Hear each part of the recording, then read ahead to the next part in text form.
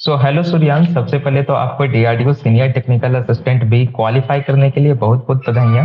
तो आज का जो ये सेशन है स्टूडेंट, ये सूर्यांश की तैयारी से रिलेटेड है। इन्होंने किस प्रकार से अपनी स्ट्रैटेजी अपनाई, क्या माइंडसेट था इनका टीयर 1 एंड टीयर 2 के लिए, इन पे हम लोग चर्चा करेंगे। तो सूर्यांश, सबसे पहले मैं चाहूंगा कि आप अपने आप को इंट्रोड्यूस करें अपने जूनियर्स के सामने, जो कि अभी इस समय आपके इस वीडियो को देख रहे हैं। Good afternoon sir, thank you for giving me this opportunity. And जैसे कि आप जानते हैं मैं सूर्यांश अग्रवाल हूँ। मैंने अपनी ग्रेजुएशन फ्रॉम दिल्ली यूनिवर्सिटी की है और I have done my graduation in 2021। मैंने बीएससी ऑनर्स कंप्यूटर साइंस किया है। उसके बाद after completing my graduation in 2021 मैंने कुछ टाइम एक एमएनसी में वर्क किया एंड देन आई स्टार्टेड कि हाँ मेरे को थोड़ा सा गवर्नमेंट जॉब के प्रति मैं पिवटेड हुआ और तो I started preparing for government job. And in particular government job में मैंने बैंकिंग की प्रिपरेशन स्टार्ट की थी एंड देन आई फाउंड कि डीआरडीओ सेप्टेम का नोटिफिकेशन आया हुआ है, तो I filled the form and then I cleared it. Okay, बहुत अच्छे। तो क्या आपने इसके पहले कोई और गवर्नमेंट एग्जाम क्रैक किया हुआ है? सर अभी लाइंड अप है, मेरा रिजल्ट अभी तक कोई कंफर्म नहीं हुआ है, बट यस जैसे कि मैं बैंकिंग की तैयारी कर रहा था तो I have made good progress in those exams. मेरा IBPS clerical, SBI clerical, IBPS PO, तो मैं आईबीपीएस क्लरिकल, एसबीआई क्लरिकल मैं मेंस दे चुका हूँ। आईबीपीएस पीओ मेरा इंटरव्यू अभी था फेब में ही, जो मैं देकर आ चुका हूँ। तो रिजल्ट अवेटेड है एंड ओनली रिजल्ट जो मेरा अभी तक क्लियर हो चुका है वो डीआरडीओ सेप्टेम है। Okay, so best of luck for your result. So हम लोग टीयर 1 से स्टार्ट करते हैं, क्योंकि जो एग्जाम है वो टीयर 1 एंड टीयर 2 दो फेज में होता है। तो टीयर 1 में जैसा कि हमें पता है कि हाँ जी टोटल सर। पांच पांच सब्जेक्ट से क्वेश्चंस पूछे जाते हैं: math, reasoning, GK, GS and general English. तो मैं आपसे ये पूछना चाहूंगा, क्योंकि उन्होंने अपना कुछ सिलेबस नहीं बताया हुआ है, तो जो क्वेश्चंस पूछे जाते हैं, जैसे कि आपने वेरियस कॉम्पिटिटिव एग्जाम्स दिए हुए हैं, तो जो लेवल होता है डीआरडीओ के टीयर 1 का, वो किस लेवल का होता है? मतलब हम किस एग्जाम से उसको कंपेयर कर सकते हैं क्वेश्चंस को? हाँ तो सर जैसे कि हमें पता है कि डीआरडीओ नहीं देता है सिलेबस, आता है कि किस सब एरिया से ज्यादा सिलेबस आने वाला है, बट तो हम थोड़ा इसको एसएससी से कंपेयर कर सकते हैं। अपने पैटर्न को एसएससी पैटर्न पर ही हमारा सिलेबस अराउंड रिवॉल्व करता है। तो जैसा कि अपना रीजनिंग है और क्वांट्स है, अपना जीके, ये सभी हमारा एसएससी, अगर हम सिलेबस की अगर हम एसएससी पैटर्न से फैमिलियर है तो ये हमारे लिए इजी हो जाता है। तो मोर और लेस सेम ही आता है। ऐसा नहीं है कि डीआरडीओ के क्वेश्चंस ज्यादा ट्रिकी होते हैं या ज्यादा इजी होते हैं, मोर और लेस सेम ही पैटर्न होता है। एंड सो वी कैन, अगर हम एसएससी की तैयारी कर रहे हैं एंड इफ अगर हम नहीं भी कर रहे हैं तो it's not a big task कि हम ना कर सके उसको, ना प्रैक्टिस कर सही हो जाता है सर। ओके, तो क्वेश्चंस का जो लेवल था, फिर सवाल वही रह जाता है कि जो लेवल है, जैसे दो एग्जाम होते हैं एसएससी के भी, एक सीएचएसएल, एक सीजीएल, तो क्या हम इनसे कंपेयर कर सकते हैं? हाँ जी सर, सीजीएल और सीएचएसएल, अगर हम बिल्कुल लेमन टर्म्स में बात करें, अगर हम सीजीएल और सीएचएसएल के पेपर लगाते हैं तो हाँ डीआरडीओ सेप्टम कर सकते हैं। एंड आई से कि हाँ, जीके और जीएस तो सीजीएल और सीएचएसएल से भी इजी आता है। सो सीजीएल जो, अच्छा अच्छा। क्योंकि मैं बैंकिंग बैकग्राउंड से हूँ, मेरे को जीके और जीएस नहीं आती थी, क्योंकि हम सिर्फ करंट अफेयर्स की प्रिपरेशन करते हैं बैंकिंग में, वहाँ जीके जीएस इतना नहीं आता है। तो लेकिन मैं साइंस बैकग्राउंड से भी था, तो मैंने सिर्फ एक बार साइंस पर्टिकुलरली साइंस क्वेश्चंस के लिए मैंने सिर्फ रिवीजन किया एक बार, मोटा मोटा रिवीजन। एंड जीके में इफ हम थोड़ा सा अगर अवेयर रहे अपने सराउंडिंग्स के बारे में, थोड़ा सा हिस्ट्री को भी अगर अवेयर, तो yes we can make a calculated guess. I will say एक कैलकुलेटेड गैस हम लगा सकते हैं कि हाँ यही आंसर होने वाला है। एंड करंट अफेयर्स में अगर हम थोड़ा सा अगर हम करंट अफेयर्स पढ़ते रहें, पर्टिकुलरली डीआरडीओ और डिफेंस से रिलेटेड, क्योंकि इस बार जब हमने जीके जीएस में दिया था तो डीआरडीओ से रिलेटेड ही आ गए थे। एक तो करंट अफेयर्स ओके। थे, बट हाँ मैं कहूंगा कि वो इतना बेसिक नहीं था, क्योंकि मेरे को अभी भी एक क्वेश्चन याद है, वो था VRSLSAM से। वो एक मिसाइल थी जो डीआरडीओ ने टेस्ट की थी उस समय, उसमें था कि वो किस तरह की है, surface to air, air to air. So थोड़ा सा डिटेल में अगर हम डीआरडीओ और डिफेंस से रिलेटेड पढ़ेंगे तो हाँ हम कर सकते हैं। ओके, तो जो क्वेश्चंस के लेवल है, यानी कि मैथ और रीजनिंग को हम सीजीएल के टीयर 1 से लगभग कंपेयर कर सकते हैं, हाँ लेकिन जी, जो जीके और उसी जीएस से के होते कंपेयर हैं कर, वो आसान होते हैं कुछ। आसान, यस। तो और अगर सर मैं जनरल इंग्लिश साइंस के की लिए मैं बात कहना करूं, चाहूंगा, हाँ बिल्कुल। इंग्लिश के लिए मैं कहना चाहूंगा कि इंग्लिश मोर और लेस सीजीएल जैसी ही आती है, और ओके इतना बड़ा इशू नहीं होता इंग्लिश को अगर हम एक लैंग्वेज की तरह देखें, ना कि एज अ सब्जेक्ट। तो हम डे टू डे पढ़ते पढ़ते ही उसको इंग्लिश को भी कर सकते हैं। ओके। तो जनरल साइंस की अगर बात करें, जैसा आपने बोला कि आप रिवीजन करके गए थे, तो वो जो क्वेश्चंस पूछे गए थे वो फिजिक्स केमिस्ट्री बायो तीनों सेक्शन से आए थे? हाँ जी सर, थोड़ा बायो ट्रिकी होती है, जो मेरे को लगा कि बायो ट्रिकी थी मेरे लिए, बट फिजिक्स और केमिस्ट्री मोर और लेस सेम ही थी। कुछ शिफ्ट्स में तो सर इतनी इजी आई थी कि क्विक लाइन का फॉर्मूला बता दो, स्लेक्ट लाइन का फॉर्मूला बता दो, थोड़ा अपने पास ट्रिकी ओके थी। बट हाँ, फिजिक्स और पर्टिकुलरली अगर हम फिजिक्स की बात करें तो कई बार क्या होता है कि सीधे सीधे फॉर्मूले से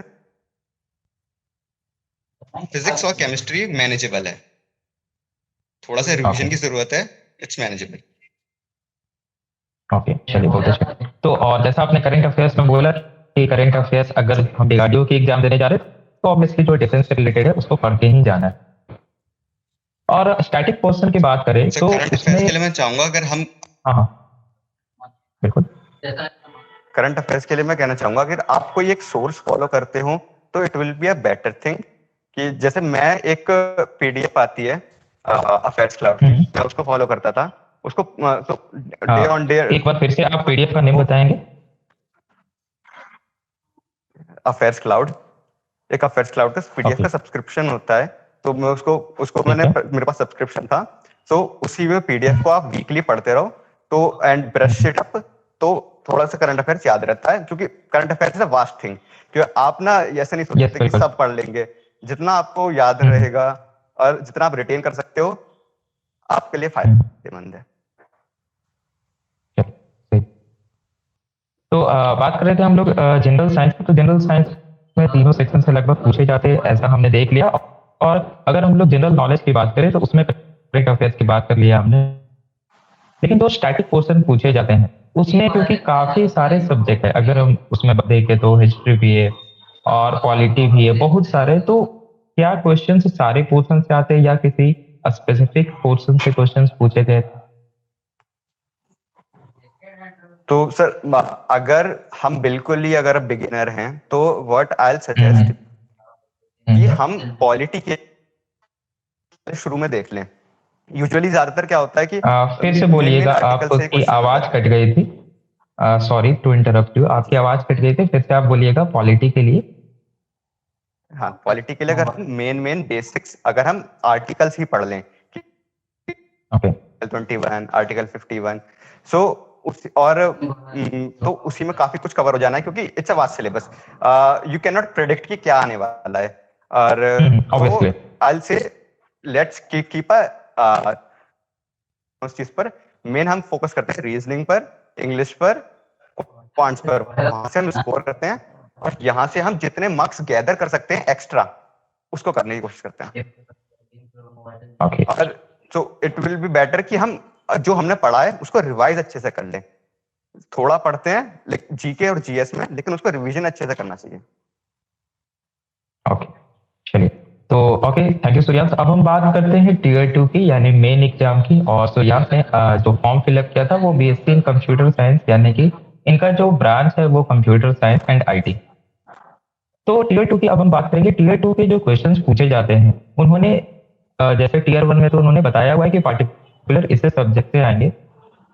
टीयर 2 में उन्होंने सब्जेक्ट भी नहीं बताया डीआरडीओ ने, ना ही सिलेबस बताया है। तो बिल्कुल भी एक्सपेक्ट नहीं किया जा सकता है कि किस एरिया से किस पोर्शन से क्वेश्चंस पूछ दिए जाए। तो हम क्वेश्चंस इसी से प्रिडिक्ट कर सकते हैं कि जिन्होंने अटेम्प्ट किया हुआ है टीयर 2 जाकर, जैसे आप सूर्यांश हो गए, तो उनसे हम पूछ सके कि जो क्वेश्चंस पूछे जाते हैं कंप्यूटर साइंस ब्रांच में वो किस सब्जेक्ट से बेसिकली पूछे जाते हैं, क्योंकि काफी सारे कोर्स सब्जेक्ट है। तो मैं चाहूंगा कि सबसे पहले आप उन सब्जेक्ट के नाम बता दें जिन जिन सब्जेक्ट से क्वेश्चन आए। ठीक है सर। तो अगर हम टीयर 2 की शुरुआत करते हैं तो हमारे पास कुछ नहीं होता, 100 क्वेश्चन आने हैं, हमें बिल्कुल नहीं पता, ब्लैंक है। सबसे पहले मैं चाहूंगा कि अगर कोई भी प्रिपेयर कर रहा है तो वो देखे कि उसने ग्रेजुएशन या डिप्लोमा में क्या पढ़ा है। सबसे पहले ओके उन्हीं सब्जेक्ट्स को देखना चाहिए कि उसमें से भी अब हम फिगर आउट करेंगे कि कौन से सब्जेक्ट्स मेन है, इंपॉर्टेंट है।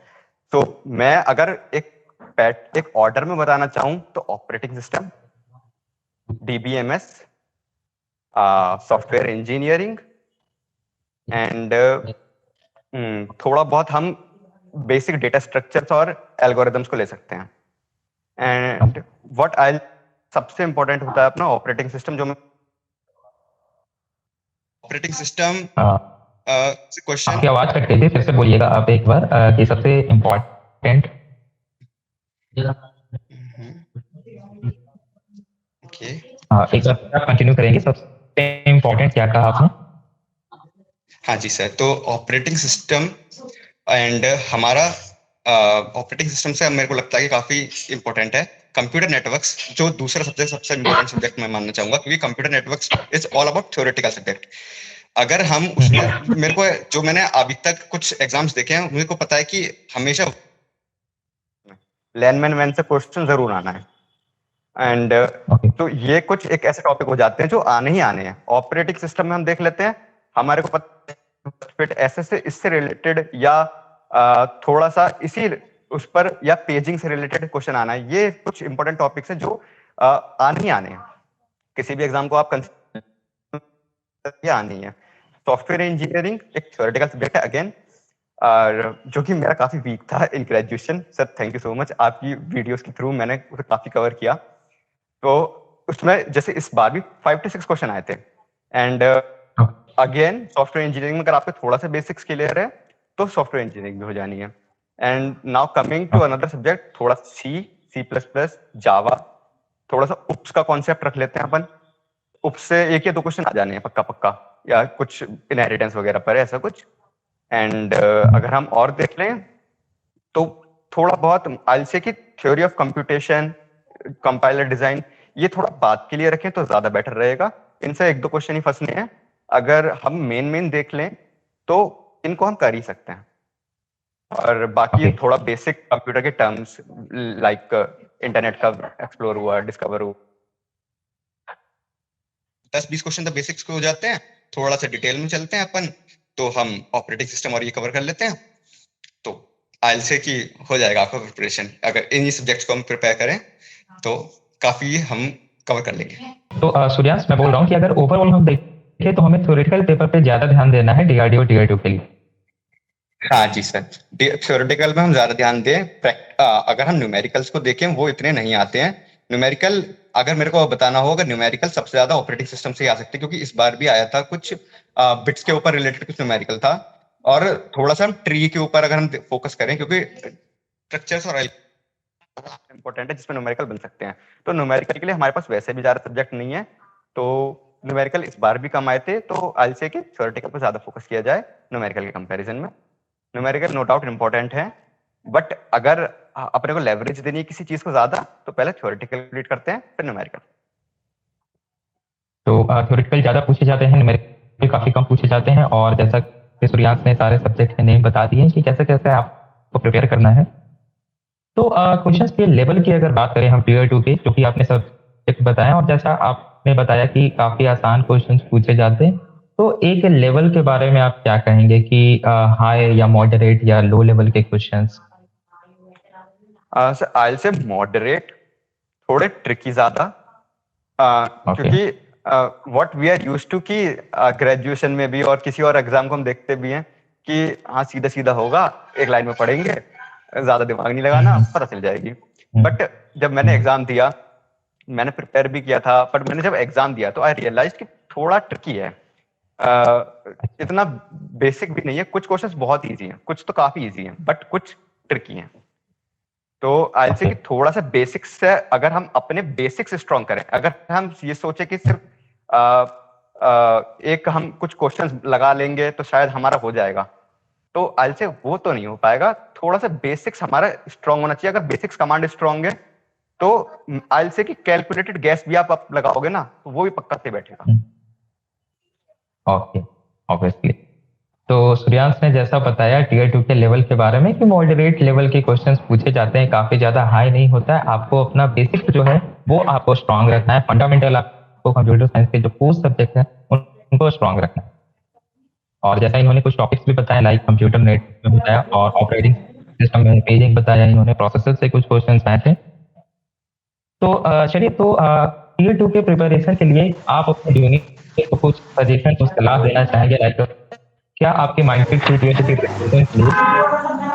और अगर टीयर 2 के प्रिपरेशन की बात करें तो आपने कब से टीयर 2 की प्रिपरेशन स्टार्ट की, लाइक टीयर 1 के रिजल्ट के बाद या पहले से? चूंकि आपने ग्रेजुएशन कर रखा है और आप एमएनसी में वर्क भी करते थे, तो क्या पहले से कोर सब्जेक्ट आपकी काफी स्ट्रॉन्ग थी? हाँ तो सर, अब मैंने तो टीयर 1 की प्रिपरेशन की थी।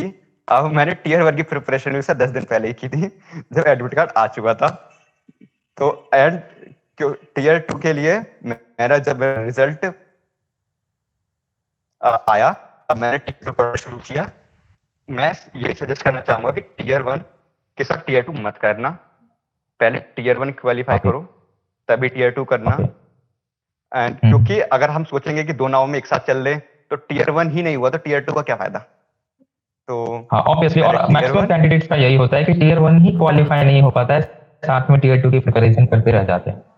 यस। तो यही है कि पहले टीयर 1 का एग्जाम हो जाए और एग्जाम होने के बाद वो टीयर 2 के रिजल्ट का वेट ना करें। अगर वो सिक्योर है, कंफर्म है, हाँ तो जी, उन्हें टीयर 2 की प्रिपरेशन हाँ स्टार्ट जी, कर देनी चाहिए। हाँ सर, रिजल्ट का वेट नहीं करना चाहिए। टीयर 1 का एग्जाम देने के बाद सीधा प्रिपरेशन चालू कर दो। और आई से कि अब प्रैक्टिस ज्यादा से ज्यादा करो टीयर 2 के लिए। तो क्योंकि आप एक बार कॉन्सेप्ट पढ़ लोगे, रिवाइज कर लोगे, लेकिन अगर आप उसको ना बार बार प्रैक्टिस नहीं करोगे तो वो आपको कंफ्यूज हो जाओगे एक एग्जाम हॉल में जाकर।